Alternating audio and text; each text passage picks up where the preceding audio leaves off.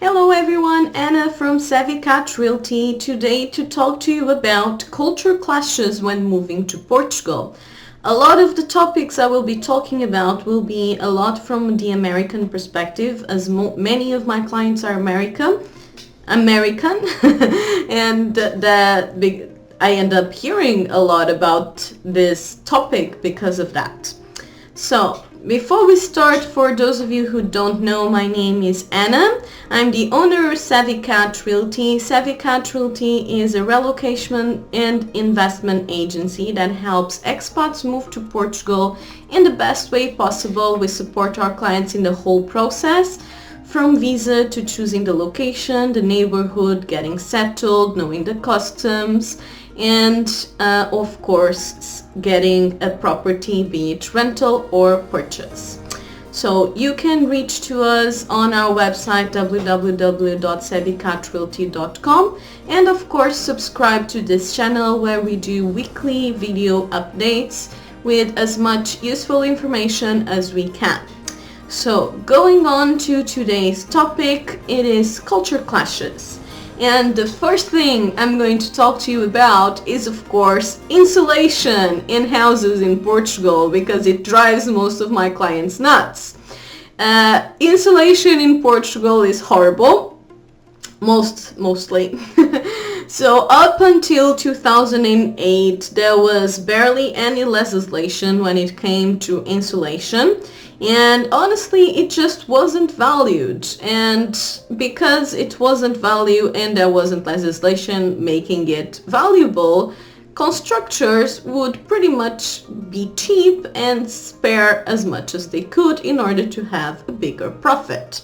So you will have a lot of constructions that are structurally sound, but absolutely horrible when it comes to sound and thermic isolation. So you will hear your neighbors like they are inside your house, and it's a horrible thing. This can of course be fixed if you purchase the property. If the property is not purchased, there's not much you can do about, because it's basically the landlord's responsibility to install new isolation, and it's not mandatory at all. So how can you know if a property has good isolation? Honestly, you can't. Only the property that are newer, so I would say 2010 after, will be in following the newer regulations that were a lot stricter, and that property is generally good when it comes to isolation. Anything that is done before that will generally not be good unless interventions have been made posteriorly, and most of the Portuguese landlords will not do that. Honestly, the proper renovations that actually work on isolation are usually done by foreigners. Usually Portuguese people just do the cosmetical ones, and it looks pretty, but it basically is the same practical wise. So be very careful with renovation properties and adjust your expectations when it comes to isolation, especially if you're renting. If you're buying, you can just do it yourself and will end up probably be cheaper than buying something renovated, and will also bring value to the property. So now, a good topic, cost of insurances. This is of course once again from the American perspective, but their insurances in general here are quite cheap. Both medical, car insurance, house insurance. Usually most of my clients are quite impressed both with the cost, the low cost of these insurances, and how efficiently they can be made. Because in this particular topic, it seems that America beats Portugal to the points, and the insurance system is way worse there. So our insurance system seems to be very good in comparison, so that's a positive point. Yay! Another very, very common culture clash, and this is pretty much something you will find on a daily basis, is business time to reply. I realized that in America, people are expecting replies in 1 business day tops, and everyone goes nuts if they don't reply in like 48 hours. Well, that's America, that's not Portugal, and I very much felt that particular culture clash in my skin, because here in Portugal, you know, you expect people to reply in a week. You don't expect people to reply in 2 hours. And America clients tend to go absolutely nuts if they don't hear back from you in a couple of hours. Well, that's very much an America thing. That's not an Europe thing. That's definitely not a Portugal thing. And most businesses will take quite a while to reply to you. That's getting a bit better now, but seriously, 3 business days, it's absolutely normal here. And 1 week is still normal. After that, you can start to be worried, but yeah, don't be worried if someone doesn't reply to you in 48 hours, because that's just not the standard here. Next one. Time for things to get done. This is, of course, partially related to the previous topic, that is reply times. But generally things happen quite slowly here, especially when it comes to works, you know, renovation works, construction works, licensings, getting permits, getting things through town hall, anything that requires the public services. It will be painfully slow and bureaucratical. So learn to apply a lot of patience, because you will need it, as Portugal can be mind-breaking when it comes to wait time, especially with public services, and CEF is being a huge display of lateness in a bad way, unfortunately. And unfortunately, no one really holds the public services accountable, so it's not really getting better. I mean, it's not getting worse, which is a good thing. Actually, a lot of public services have improved their answering systems, but it's not anywhere close to ideal. Back to a good thing, and this time related to public services, and that is the public health service. We call it Sistema Nacional de Saúde, that shortens to SNS, and it is pretty much open for everyone. Even if you are a tourist, you can use the SNS in emergency situations. And if you are a resident, you can use the SNS for pretty much everything. And it has very low costs. To give you an example, my father was in the hospital for the last 6 months of his life. He was bedridden. And he was under constant care and so on. We got a bill for that. I think it was like 230 euros, something like that.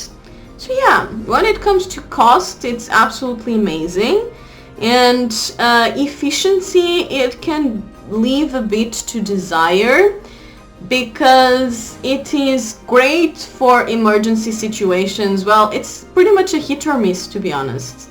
If it is a truly emergency situation, it will usually be dealt with promptly and correctly, but it will depend a bit on the hospital and the doctor. And one of the issues is that there is very little accountability for doctors. The sue culture in America has a lot of downsides, but it does have the upside of enforcing accountability. And here in Portugal, medical accountability is drastically lacking. So you do have some amazing doctors, but you also have really bad doctors. And it can be very much a hit or miss experience with the public health service. But it's not just the public, because most of the doctors that work in the public work in the private too. And it's just a matter of how fast you can get an appointment. If you go private, you usually can get it faster, but you have to pay. There is also, of course, the private insurances that are actually quite affordable, especially from an American perspective. So I recommend, if you are under 55, to get an insurance. Over 55, honestly, it's better to just go to the SNS. The cost is very high, and a lot of insurances have an age cap. So SNS usually ends up working fairly well on that age group. But the system is definitely not perfect, but it's definitely a whole lot better than the one in the US where people go broke for needing medical attention. No one will leave you on the street. The ambulances are mostly free of charge. So even the medicine is, we call it comparticipado, basically it's state-sponsored. So medicine for chronic conditions like diabetes, like heart conditions, like anything of that sort will be sponsored by the state, and you will usually only pay a fraction of the price, and it becomes extremely accessible because of that. Of course, you do need a medical appointment, a medical recommendation for that medicine. But overall, this part of the system is extremely positive. So, another very interesting thing that a lot of my clients notice is walkability of cities. Apparently this is not very common in the US, but here in Portugal you can pretty much walk from city to city and between cities, and you have sidewalks in everywhere. And you can walk from one side of the city to the other and not have absolutely any issues. Our cities are made to be walked. And people will only use a car when they need a car. If we can walk, we will probably walk. So that's also a very positive side of living in Portugal. And you will see people in the streets in most locations, especially in the bigger cities. You will see people in the streets in almost hours. And you can walk the streets at like 4 a.m., 5 a.m. alone, and you will be safe. Portugal is a very safe country in that. It's I think it's the 7th safest country in the world. I have never been robbed. I have walked in the street at 5 or 6 a.m. carrying my phone, doing whatever I want. No issues at all. So that's an extremely positive side too. And related to walking, we have the Portuguese cobblestone, which people that wear heels don't like at all because it's all wobbly. So, well, not wobbly, just not straight. So, it's you have the Portuguese cobblestone both on sidewalks and on roads, especially on the historical part of city. So you will feel it on your car too. And bring comfortable shoes, because on top of having Portuguese cobblestones, most of our cities aren't flat. Big cities like Porto and Lisbon. Lisbon is the city of the 7 hills. So be prepared for a lot of up and down and a lot of cobblestone, especially in the historical center. So bring very comfortable shoes, and I don't understand here the going out with heels thing. I know I like the large heels because I'm used to the Portuguese cobblestone, and when I wear heels, I wear the large ones because the other ones are horrible in the cobblestone. And you see a lot of, especially British ladies, that they get all produced to go out and they wear their stilettos and so on. And we Portuguese girls, we usually just look at them like, no, I'm not doing that. You be uncomfortable all you want. I'm going to be comfortable and wear my bulky heels or flats, and I'm going to have fun, and I don't care if I'm wearing stilettos or not. So that's pretty much a culture clash. Actually, that's a funny one because from Britain, they have this huge culture thing of the night out being extremely produced, so to end they get all the fancy makeup and short dresses and heels and so on and so forth, even when it's freezing outside. When I went to England, I found that really confusing because it was freezing outside and the ladies were wearing these really short dresses, and I'm like, damn, you're immune to cold. So then they come here and they do the same because it's their culture. But we Portuguese ladies, we don't really get that produced to go out. So I will go out like this is produced for me. I will only get super produced for weddings and that sort of thing. So that's another interesting culture clash. I actually don't know how there is in America, if it's a bit more relaxed or if it's a bit more formal like in the UK. But I would be very curious to hear. Leave the comments. I got a bit sidetracked here, but I love to hear about these things, so I'm always happy to see your comments and experiences, and leave them here so we can see them. So the last thing that I have here on my list of topics is street art. Apparently, I think this is actually a fairly new thing. So now you will see a lot of street art, especially in the bigger cities and in the developing cities. You will have like these full murals in the side of buildings. And apparently that is not that common in America, and especially in Lisbon and Porto you are seeing more and more of them, and this is paid art by the town halls often. And I think this is just because the town halls finally noticed that a beautiful city is attracting tourists and bringing income. So I guess that's something that the cities have been investing in, and I fully support of. Supporting the artists, making the city beautiful. So I'm all for it. So come and see our beautiful graffiti. So this is all that I had in list here for today. I'm going to review the topics that I mentioned. It was age and isolations of houses in Portugal, cost of insurances and efficiency, time for reply on businesses, time to get things done, the national health system, the state-sponsored medicine, the walkability of cities and public transport, the Portuguese cobblestone. Then I got sidetracked to the Portuguese nightlife that wasn't on the topics. And for at last, the street art in Portuguese cities.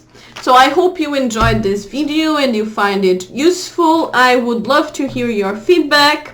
For those of you who don't know, this is Savvy Cat Realty. You can follow us on our website www.savvycatrealty.com, where we launch articles every week. And also here on YouTube, feel free to subscribe. We launch new videos every week too. And also have a newsletter. So follow us wherever it's more suitable for you, and we will be very happy to have you. See you again next week. Bye!